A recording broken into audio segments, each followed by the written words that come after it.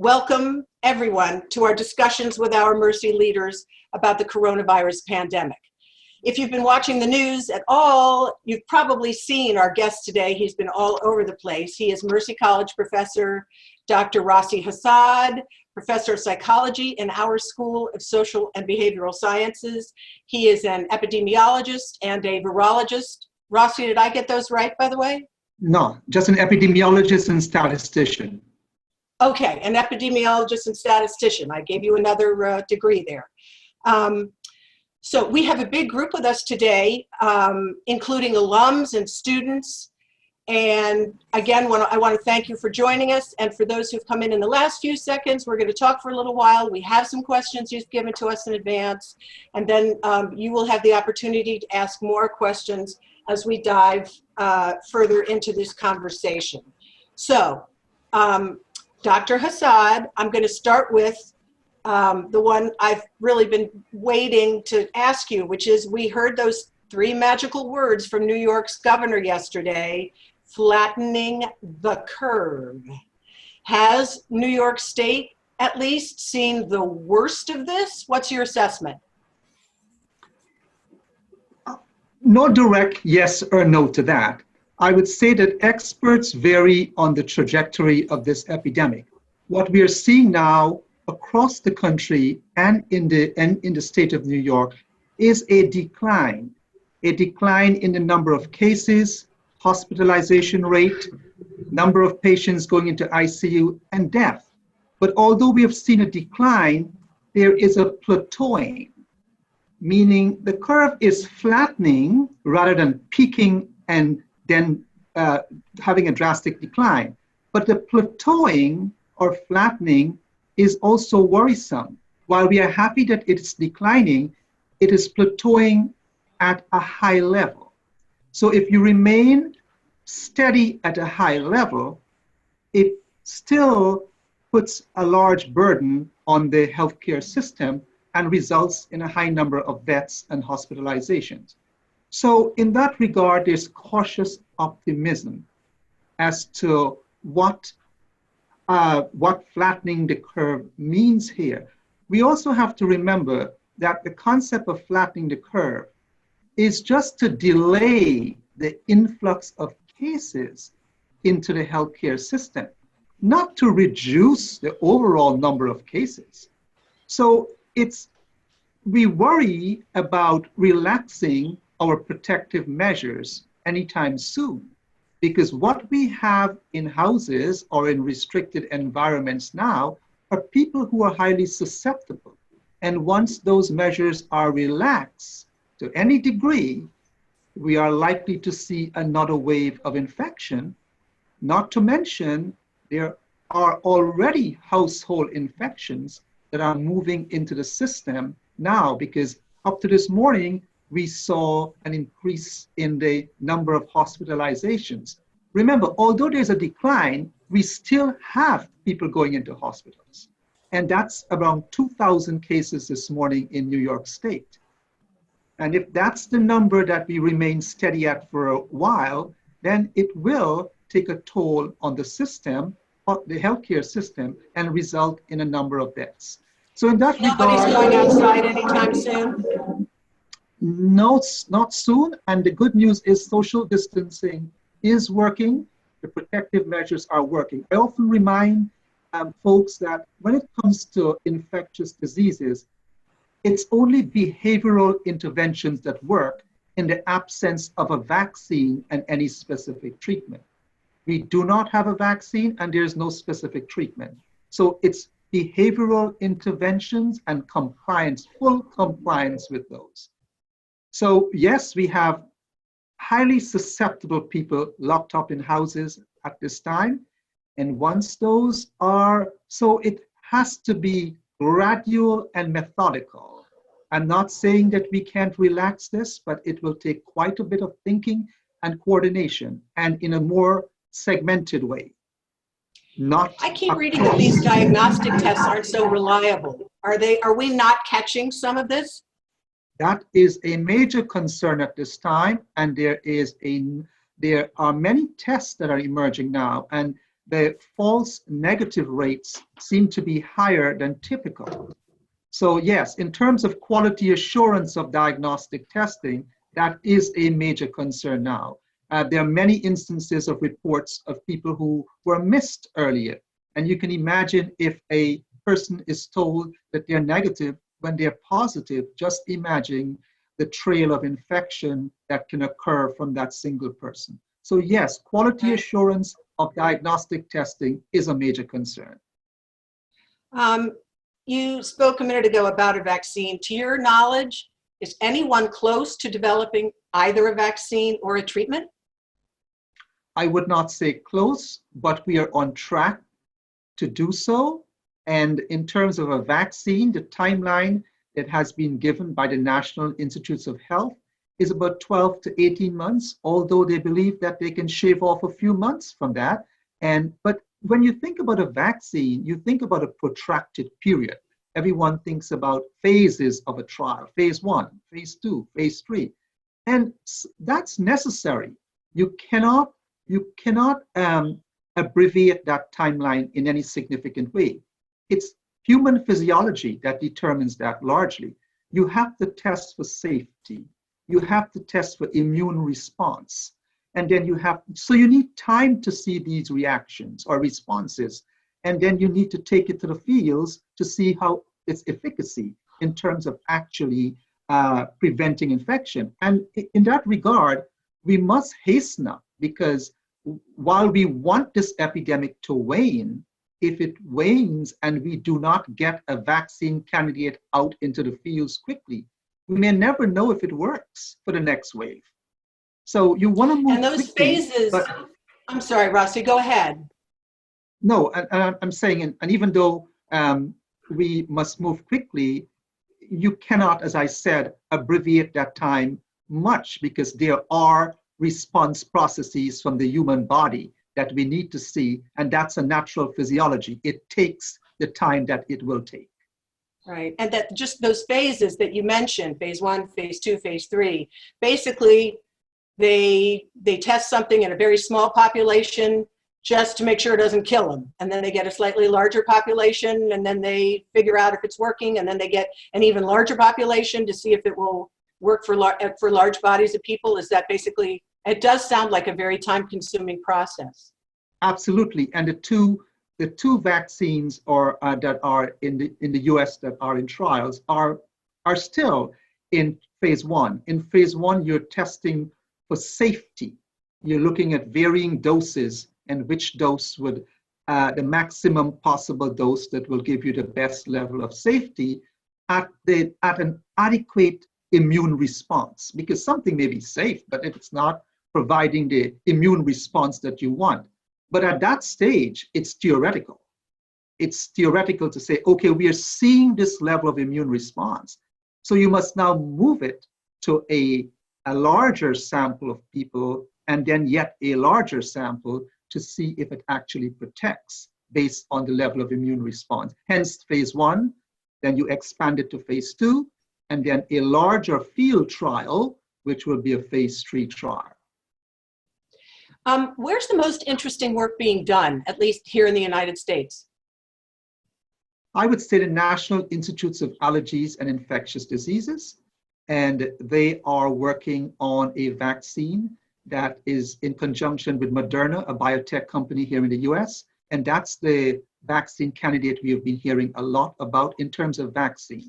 There are also vaccine trials going on in China and in Norway, which is a number of candidate vaccines being coordinated by the World Health Organization in a trial called the Solidarity Trials. So there is quite a bit of work going on worldwide. The last count we had, there are 70 vaccine candidates. Wow. But there are only 3 of them in human trials, be that phase 1 or phase 2. The only phase 2 trial is actually occurring in Beijing, China at this time. But that's on the vaccine front. In terms of therapeutics, there's also more, I would say, promising work happening there. For example, you would have heard about the the different therapies that we have in terms of the convalescent therapy and convalescent plasma therapy. And we've had some promising work coming out of South Korea and China. Now, these are not being done on large scale samples. They're being used for on compassionate use basis, meaning they're authorized for emergency use. Now, the convalescent plasma therapy is an old treatment, going back a decades old treatment. And we recently used this for Ebola with mixed results. And what convalescent plasma does, it makes sense that I think we may find that that will prove useful, because it actually is sort of a passive immunity mechanism. Rather than the body developing its own immunity, you're taking antibodies from someone who has recovered, and you are transfusing those into someone who has the infection to help along their immune response. So rather than an active immune response, which is what your body will do, it's a passive immune. We are giving it to you from someone else. And it is showing some promise, but there are no major published studies as yet, but anecdotal reports and expert opinions on what they've seen seem to be promising. Okay, for those of us again who have joined us fairly recently, I want to thank you for, we're listening to Dr. Rossi Hassad, who is an epidemiologist and statistician, and has been watching the trajectory of this coronavirus. Let's talk about masks for a minute, because there was so much confusion about it. No, you shouldn't wear masks. You should give them only to the healthcare workers. Actually, yes, you should wear masks even when you go outside. And I know that was kind of a shift, and it may have been a natural shift as people learned more things, but are we all supposed to be wearing masks now when we go out? A quick short answer is yes. Whether you're an essential worker or not, what we are learning about this virus, and that's the reason why the authorities are impressing upon us, including the mayor of New York City and the governor of the state of New York, that if you're out, remember the principles of protection here. We want to protect ourselves from any potential source of the virus, be that a person who has coughed, sneezed, or has talked and therefore has emitted droplets, or a contaminated surface, because we know that this virus lingers on certain surfaces for varying lengths of time.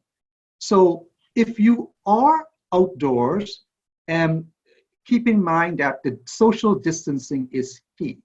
So you want to maintain that 6 foot distance, being 6 feet away from someone, and recognizing that this virus can stay suspended in the air as aerosol particles for up to 3 hours should reinforce not only the need to distance ourselves physically, but also to wear a mask or a cloth face covering. Because 3 hours? Up to 3 hours, that's the latest report. Up to 3 hours suspended as aerosols. And aerosols are when regular droplets evaporate, they get smaller. So they get sort of smaller and lighter, and they can stay in the air for longer periods and even travel more than 3 feet. That distance that we've been using as a measure of safety, hence 3 times 2 would be 6. Hence we have that 6 foot distance rule. So yes, the aerosols, is well established now that the aerosols can remain suspended in the air for up to 3 hours as small droplets. So I think you've sort of answered this probably, but that means people who are even just walking outside to get some fresh air, let's say they go to a park, they walk around, they go to a track. I see people all the time on the track where I live, just doing a circle around the track. They should be wearing masks too. Yes, that's the public health, medical experts, our other authorities, that's the general advice now. And I have to say, from an epidemiological perspective, it makes sense. And if you see me outside, you will see me with a mask or a cloth face covering. Okay, I guess you will me too. I have a question for you from Mona Music. How susceptible is someone who got treated for tuberculosis to develop COVID-19? The TB treatment, she says, was about 9 months. Well, interesting that this was in the news yesterday because the World Health Organization had to issue an advisory that there were some authorities and countries that were actually using the BCG vaccine, which is a tuberculosis vaccine, and they had to caution them that there is no known benefit of that vaccine here. Now, the reasoning that one would apply to someone who had tuberculosis and was treated is what level of compromise occur with the lung tissues. This virus loves a compromised lung. It loves a lung. It's fertile ground for culturing or growing the virus.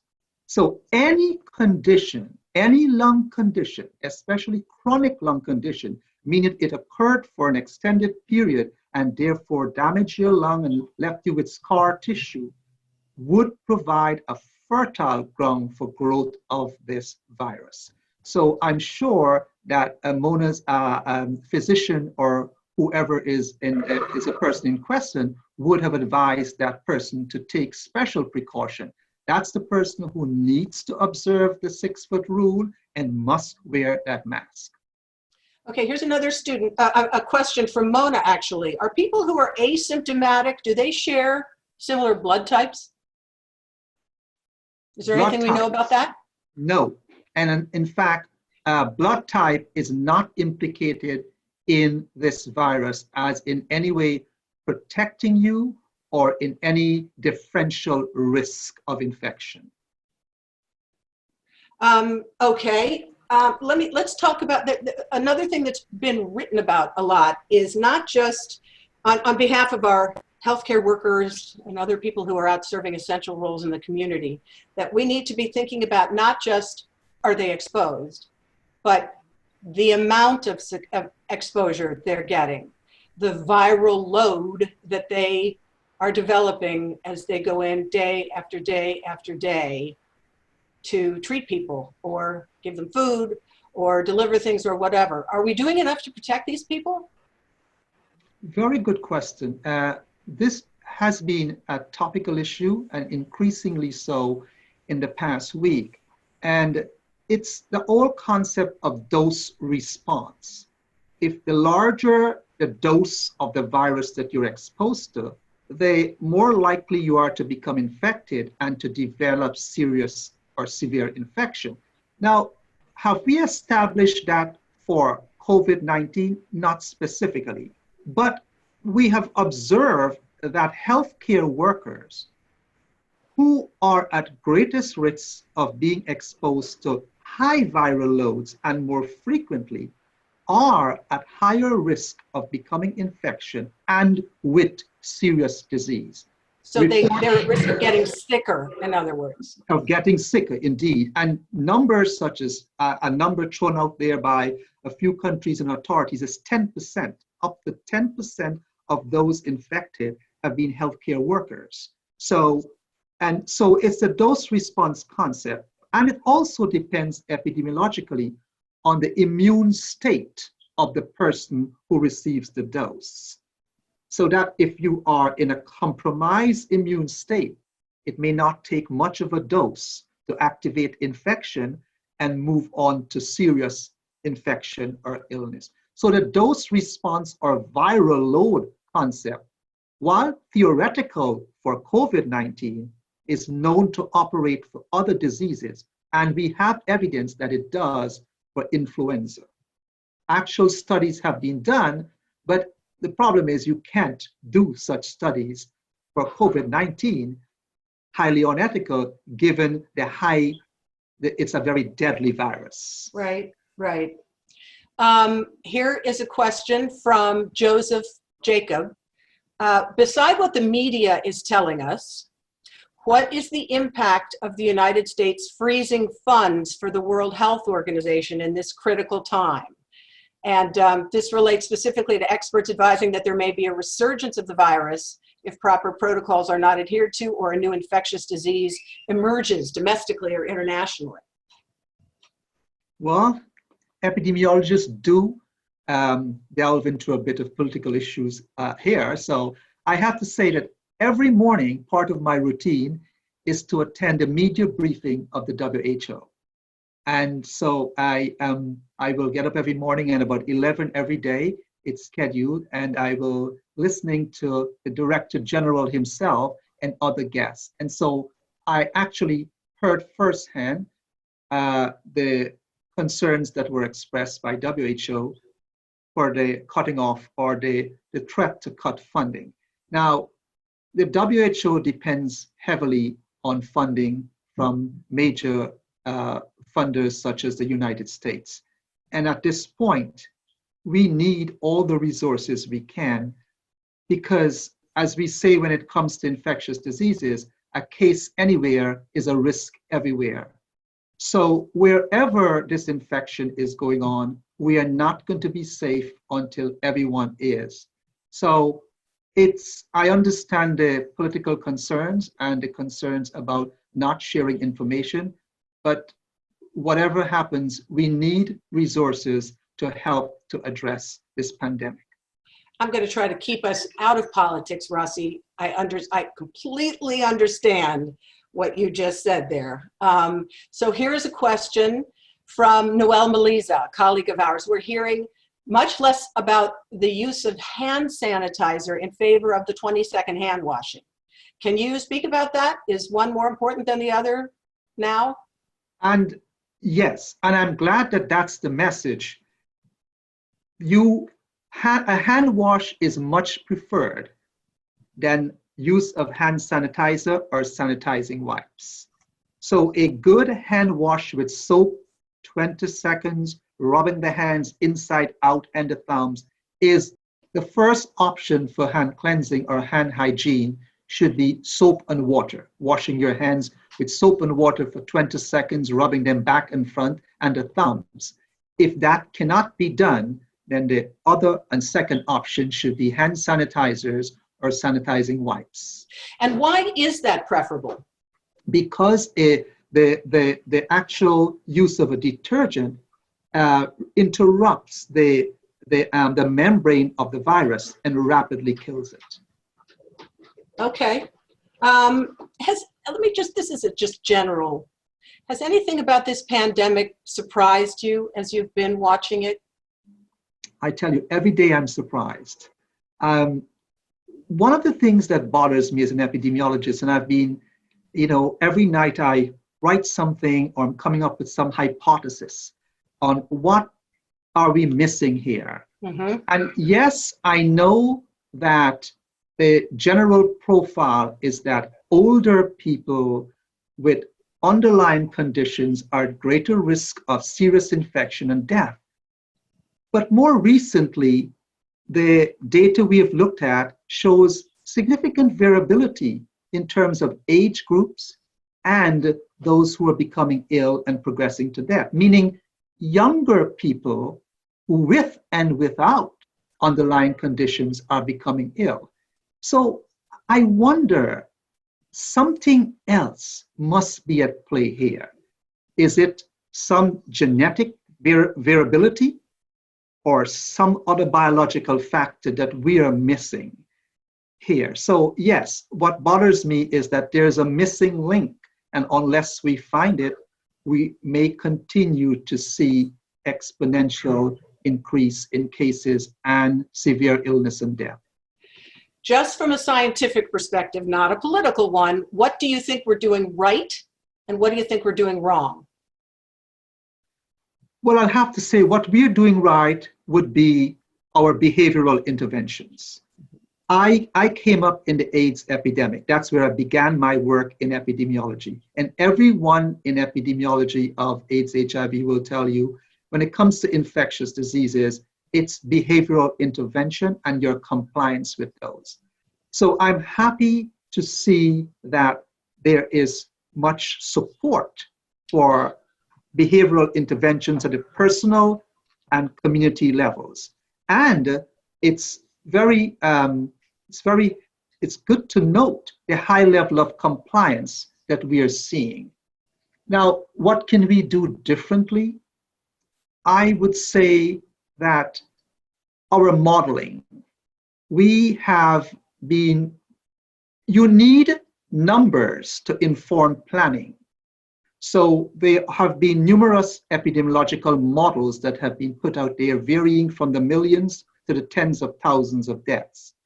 And as we say in statistics and epidemiology, a famous statistician, George Box, said, all models are wrong, some are useful.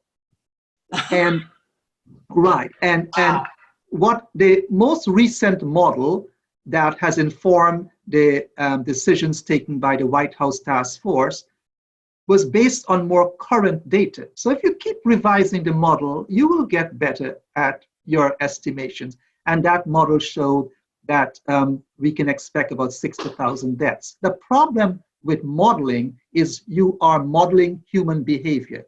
And human behavior is so complex. And if you apply linear thinking to human behavior, you are going to have problems with your estimates. And the initial models did look at it that way, assuming that there's a value called R naught, or reproductive value, the number of people that any case is expected to infect. And that was given at between 2 and 3. But with the level of compliance we have seen in the general public, we can expect that to be done. But another concern I have, and I think it's more major, is the lack of rigid requirements for isolation and quarantining. And I am happy to see that the mayor of New York is now making hotel rooms available, because we will never get out of this epidemic or pandemic unless we are rigid in terms of containing those who have been exposed or are infected. I mean, the hospitals don't have space, right? So they're going to have to go out and find other places. They don't, nor do homes. I mean, we've been saying to people, if you are infected and in a home, well, use one room for yourself. Well, that's a luxury areas. So that if you're in a home with multiple individuals, to say that one room will be dedicated to your isolation. So I think they've come to realize that we may very well see a wave of household infections, also because we may have begun the lockdown or the stay at home a bit late. Right. Yes. I should point out too that where Mercy College usually holds its graduation, for instance, we can't have one in person this year because the Westchester County Center, where we usually have it, has been transformed into a hospital facility, and they're taking sick patients there. So they're also, I mean, not only are they going to have to isolate people, but they're looking for places to put big groups of people, right? Indeed. In order to compensate for the overload on the hospitals. Correct. Here is a question from Deborah Thompson. She's a student. If this is a virus that attacks your lungs, why is there a loss of taste and smell associated with COVID-19? Interesting question, Deborah. And by the way, Deborah, how are you? That's a name I know. I think it's an interesting question too. I've been wondering that. Well, you know, loss of smell and taste are neurological deficits. And more and more we have had reports that there are neurological symptoms associated with COVID-19. Now, loss of smell and taste are not uncommon for respiratory infections. They have been reported for other respiratory infections. And it is believed that it's the general inflammatory process that inhibits one being able to smell and taste. So that's the best and most plausible explanation that has been offered. It's the inflammatory process involving the various tissues and organs that result in the deficit of one not being able to smell and taste. Okay, thank you for clearing that up. Michelle Lee asks, do you think, well, I'm going to add to her question. should we be prepared for a second wave? And so should we be prepared to be wearing masks and gloves well beyond, let's go with the fall? I would say yes, at least up to the fall, because if we are to have a vaccine or an effective treatment, the earliest possible time would be in the fall. And so at least up to the fall, we should be prepared to practice the protective measures, including wearing of a face mask or cloth face covering. And a question from Mike Zarilli. What kinds of, let's say some of this gets a little more normal sometime in late 2020, early 2021, I have no idea. What lifestyle changes do you think we will all have to make upon acclimating back into a normal world of some kind? Are we going to have to be taking our temperature before entering a building or a restaurant? Or are we going to have apps that sort of more aggressively track our health on an ongoing basis? Well, all of those things have been talked about. And yes, there has to be monitoring in the short term, be that symptom monitoring by way of individuals reporting and monitoring themselves, or having automatic taking of temperatures, as we have seen in places like China. But one of the most important change that I think we will see is not having crowds or clusters of people. A crowd is the enemy of public health. And so that's known. And so I think that a major change we'll see in terms of behavior and the way we work and operate is not having groups and clusters of people. And that is going to be significant because it's not all types of work would be amenable to that. I'm going to take you from the physical to the mental, which is also a specialty of yours. Can you talk a little bit generally about how we can combat the mental health effects of COVID-19? That indeed is a big concern. In fact, we have seen an increase in not only domestic violence cases associated with mental health problems and substance use disorders, but also in suicidal ideations, anxiety, and depression. This is a time of high level of uncertainty and a high level of perception of lack of control. And when there are high levels of uncertainty and perception of lack of control, we feel threatened. And when we feel threatened, a natural and adaptive response is stress and anxiety. And to some degree, some of that would be normal. But if it begins to interfere with your normal course of life, then we need to seek treatment and help. And there are many forms of psychotherapies. The most evidence-based form of psychotherapy is cognitive behavioral therapy that says our thoughts influence our emotions and our emotions influence our behavior. And so we think about what are we, and sometimes we are not mindful of some thoughts that we may have that may be dysfunctional or undermine our life. So it's good to have someone with whom you can talk and work through some of what you may be thinking.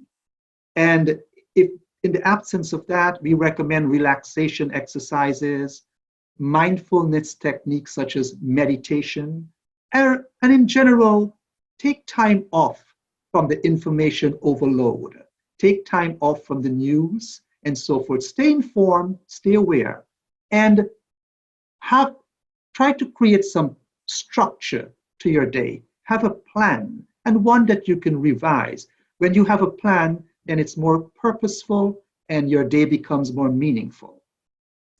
What I notice, even walking outside, is that people literally recoil from other people. They just, we've suddenly made a world where everyone thinks everyone else has cooties.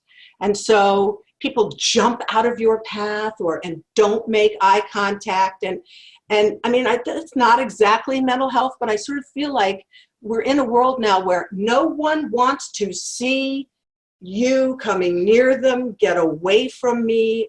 I have to wonder if that has some sort of negative psychic effects for all of us. It does, because we are social beings. Humans are social beings, and that distancing will create a high level of stress in society, and can lead to anxiety and depression. But I think that initial reaction is understood.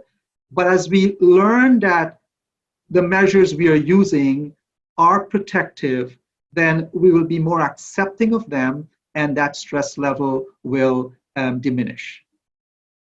All right, here's another question from Shatoria McCoy, back to science again, physical. Is there any report of scientific evidence supporting the presumption that individuals who've been infected with COVID-19 in turn developed an immunity or antibodies that are resistant to getting it again?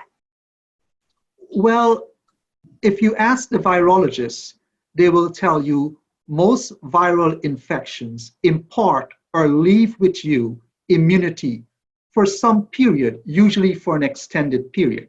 So if this virus behaves like most respiratory and other viruses, then we will expect it to impart some level of immunity. However, every day we learn, talk about uncertainty when it comes to this pandemic. Recently, I think as recent as 2 days ago, a study coming out of China showed that many people who have recovered did not have antibodies at any meaningful level that can offer protection. Hence the need for these antibody studies, and to really look at the level of antibodies and if they could offer us protection against reinfection, because that has been in the news also. There are a number of cases, and which we believe can hold some credibility, of people who it's believed have become reinfected. Though the counter argument to that is, are they really reinfections, or were these people not given a correct test to begin with, such as that their negative test was indeed positive, but it was a false negative? We're going to wrap up in a few minutes. So if you have other questions, please put them in the chat so that we can ask Dr. Hassad. But so a couple of things. Are there other countries who are responding, do you think, in ways that the United States should emulate? I think every country has offered us, especially since they came before us, every country has offered us some or adapt. Say that one more time, Rossi. It froze. I think all the countries that have come before us can offer us some level of strategy that we can adopt or adapt. And I think we are doing that already. Okay, okay. And this is from another of our students. It's just a little off topic, but we want to know how it feels for you to be in demand for your expertise, and how you prepare for this, and what's your day like as someone somewhere, us or News 12 or any number of places, are going to be wanting to know what you think about this. Well, it's just been quite interesting and meaningful, I would say, the past 2 months. And there's always a message from a reporter, be that a newspaper or a television or Mercy College, someone seeking clarification. And I'm always happy when people seek clarification to further their understanding so that they can communicate accurately with the public. And so I've been very busy in that regard, but as an epidemiologist, and pandemics and epidemics require epidemiologists and public health specialists, because it's about protecting the public, population control and prevention. So I'm happy to be able to help. And in line with what you were just talking about, and feeling grateful that people are receptive to good information, that you're happy to be able to provide that information. We had one of our professors on that we spoke to a couple of days ago, who talked about how we're all, to a greater or lesser degree, engaged in crisis learning. We're following this. Sometimes the experts don't know the trajectory here and where something is heading. And so, you know, scientists and people who are watching are kind of learning in real time about what it is to go through something like this. Do you agree? I fully agree. It's very much the case. Every day we are learning. I mean, we began this epidemic by saying that asymptomatic cases do not contribute much to the spread. Now it seems as though the major contributor to the spread are asymptomatic or pre-symptomatic cases. And last night, a major study came out that said that during the asymptomatic or pre-symptomatic phase, that means the phase when there are no symptoms, a person may be most infectious. So talk about learning. I mean, that would have been the period we thought they were least infectious. Now, there are reports that that could be the most infectious period, a period when we see no symptoms, but the person is in early infection. We are also learning about reinfections. We are also learning about the variation in the profiles of people who become ill and progress to serious disease and death. So it continues to baffle medical and public health experts. So indeed, this is crisis learning. What do you think, which do you think we will have sooner, a treatment or a vaccine? My quick short answer would be a treatment, and I'll tell you why. For reasons I talked about earlier, a vaccine, we can abbreviate the process, but not shorter than is absolutely required based on human physiology and response. The treatments, however, all the treatments that we have in trials or for emergency authorization use are existing medications or therapies. So we know a lot about their safety with humans, and they are being closely monitored. And so we will have a lot of information and reliable data coming in. So in that regard, I would say we may faster have an effective treatment than a vaccine. So we won't have the same phase 1, phase 2, phase 3 run-up for some of these? Not that type of formality, no. Okay.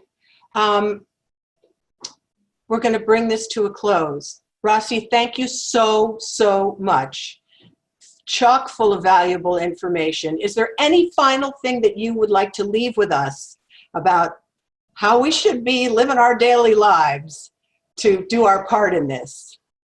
Well, this is so new. I keep saying, who would have thought that in 2020, we would be witnessing a historic public health crisis? This is something you think about in ancient history, you know, reading the books on ancient history. It is new, it is confusing, it is distressing, but together we will get through this. For now, social distancing and observing the other protective measures, that's the way to go.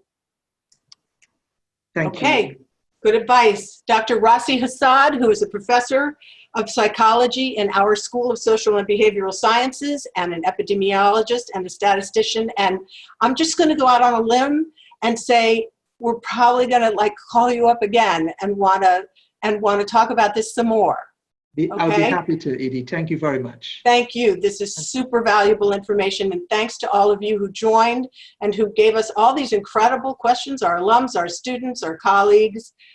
This was great. So I'll say goodbye, and I will urge you to tune into our next discussion with our Mercy leaders, which is coming up next week. All right. Thank you. Thank you all. Thank you.